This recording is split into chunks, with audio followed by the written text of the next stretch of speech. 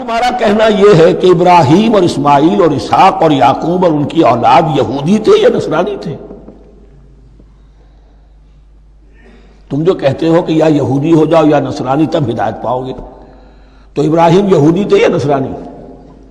اور اسحاق اور یعقوب اور یوسف اور موسیٰ اور عیسیٰ یہ کون تھے؟ یہی بات آج مسلمانوں کو سوچنی چاہیے۔ محمد الرسول اللہ اور ان کے اصحاب دیوبندی تھے یا بریلوی تھے یا اہل حدیث تھے یا شیعہ تھے یا سنی تھے؟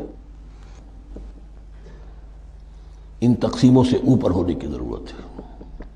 اللہ کے ساتھ اخلاص کا تقاضا یہ ہے، ٹھیک ہے ایک فقہی مسلک کے اعتبار سے ایک شخص کسی مسلک کی پیروی کر رہا ہے، لیکن اپنے آپ کو اس سے آئیڈینٹیفائی کرانا اور اس مسلک کو مقدم رکھنا دین پر، اور اس مسلک ہی کے لیے محنت اور مشقت اور بھاگ دوڑ تبلیغ ہو رہی ہے اسی کی، یہ چیز بالکل اس اصل حقیقت کے خلاف ہے کہ جو اللہ کے دین نے ہمیں سکھائی۔